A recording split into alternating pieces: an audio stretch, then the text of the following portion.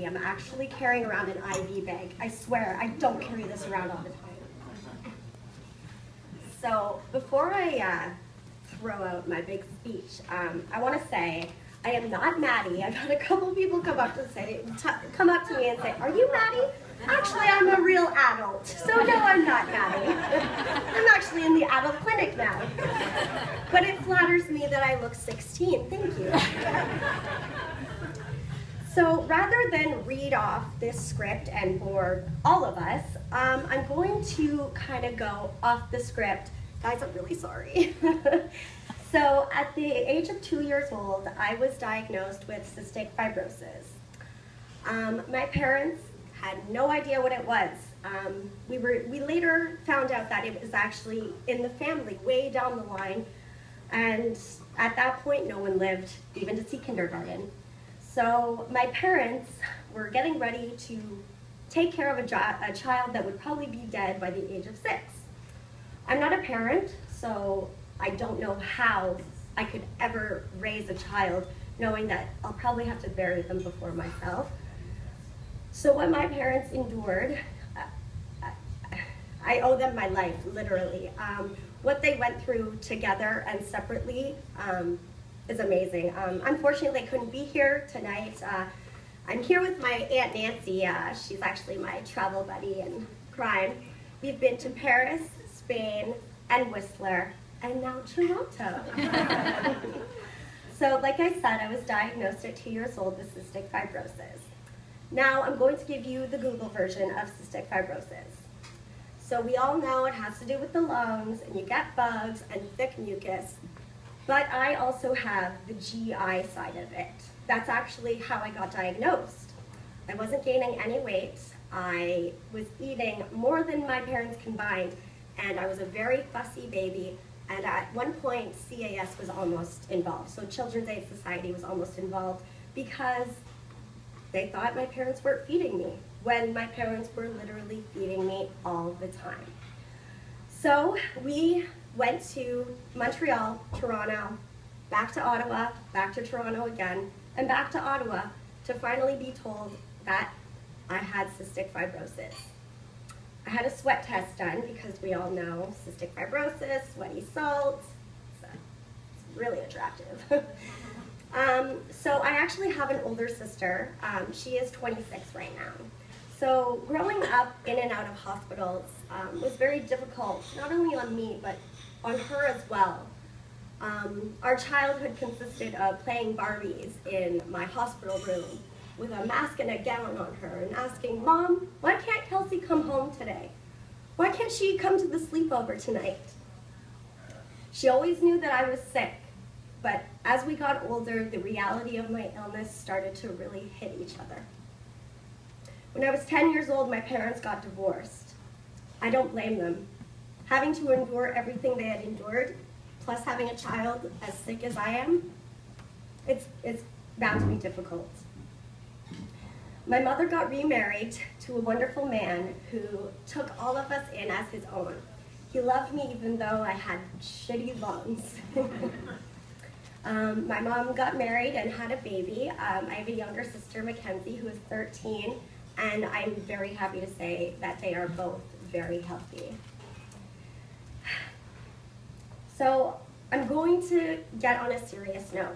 I'm going to talk about what happened to myself and the CF community in Ottawa last year in 2014. There was a group of 4 girls, myself, Lisa, Jessica, and Robin. We would talk about everything: boys, families, marriage, parents, doctors, and the new drug Kalydeco from time to time.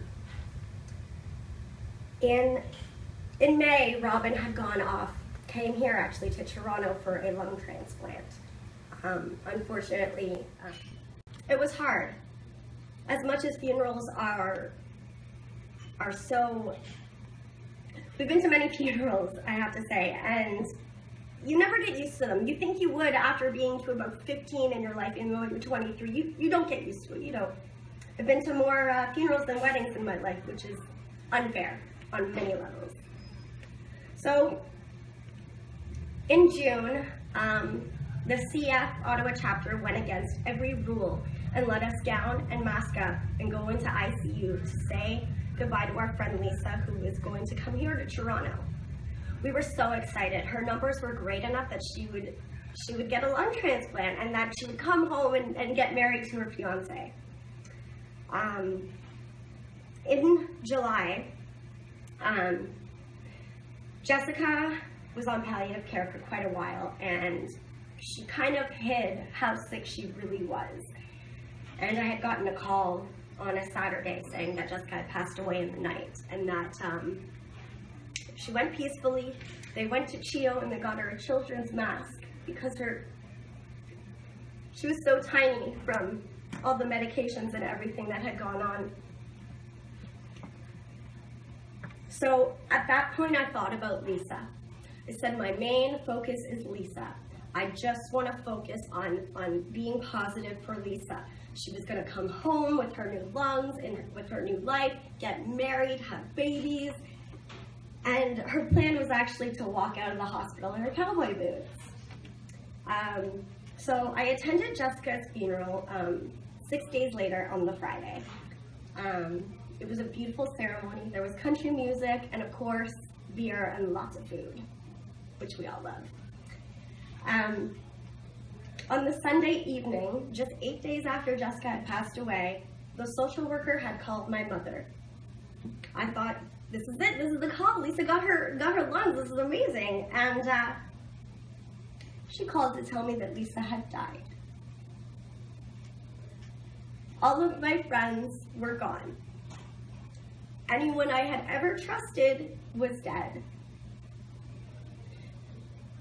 At age 22 years old, I was metaphorically in a car crash and walked away while I watched 3 of my sisters die. I wake up every day with guilt. Sometimes I wake up wishing I didn't wake up. The worst feeling in the world is waking up and wishing you didn't. There's a lot of crazy things out in life that life throws in our way, but waking up in tears because you did wake up is the worst feeling anyone could ever imagine. And I pray never to see anyone else with my illness wake up with the amount of pain that I wake up with sometimes. I look at people like my sisters, my parents, my aunt, Norma's nephew.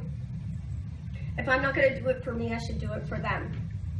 If I don't care, that doesn't mean that the people around me don't care. I need to keep in mind and not be so selfish.